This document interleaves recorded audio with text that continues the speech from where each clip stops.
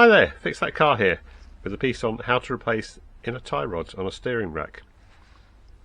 Now sadly the reason I'm doing this is because what I had intended to do has gone wrong. My intention was to replace the outer tie bars, mainly because they're so rusty, as you can see here, but the thing was so seized on the arm that when I came to remove it I've actually split and broken the arm. There has also been evidence of a previous attempt to remove this, which is rather dangerous. Somebody's partially sawn through the tie bar here. So I've actually taken the steering rack off. So what was a small simple job that could have been done on the car has involved removing the steering rack. The steering rack's just held on with two large nuts and bolts.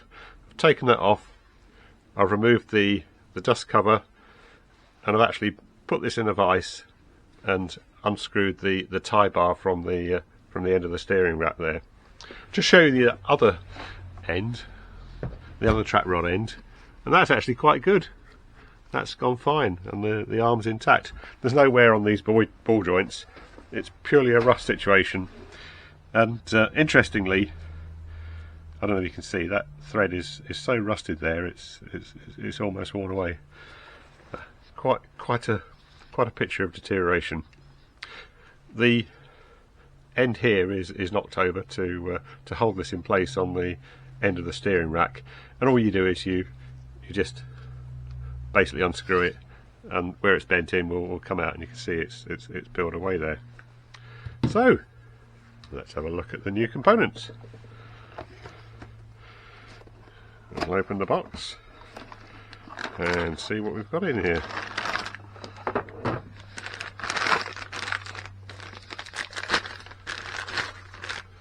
First thing to do is just compare the new component to the old one. This is looking quite good actually. That's a fair amount of thread to have in there. I've ruined the nut as well, so I'm pleased this arm has come with a new nut.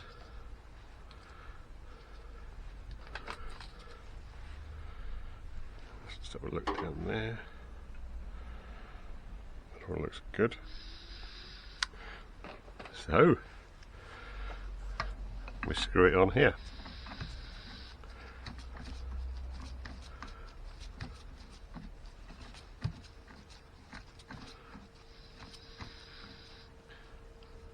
But actually we have to get it pretty tight.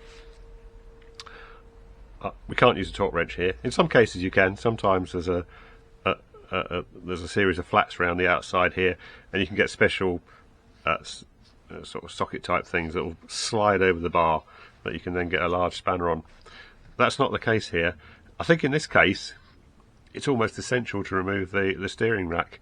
You know, you can do this sometimes by turning the rack out, getting onto that and undoing it, but you are potentially putting a lot of strain on the end of the steering rack, you know, especially when you come to hammer over things like this.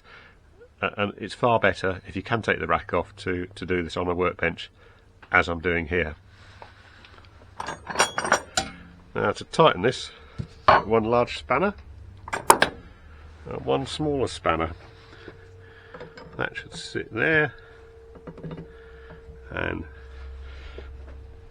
it's a good old graunch.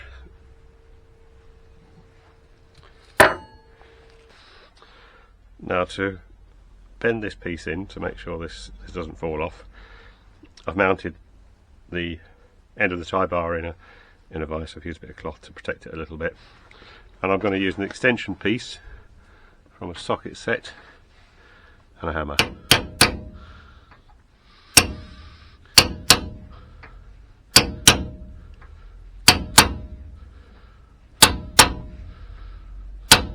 Just to bring that edge down neatly.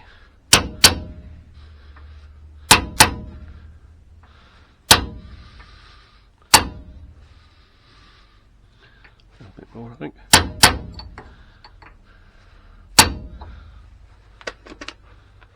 think that'll do. You don't want this to come loose while you're driving along. Now further reassembly. I've greased up the end of the joint there, and I've applied a little bit of grease on the shaft, not too much grease. There's a plastic cover that had slid down that shaft a little bit, which just goes over there. I'll put that in place. Not a very good fit. And I'm going to reuse the sleeve. So I'll just pass that over there.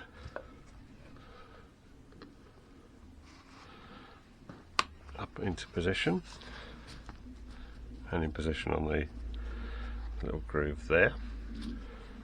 And I'm even going to reuse this clip.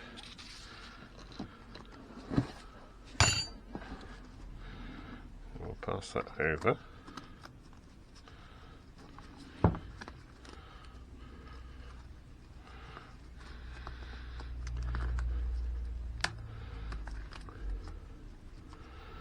Hopefully you can see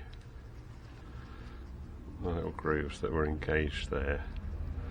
I'll get back on the same ones, which I've done just there. And I'd spread that piece with a screwdriver. I'm now going to re-crimp with these pincers.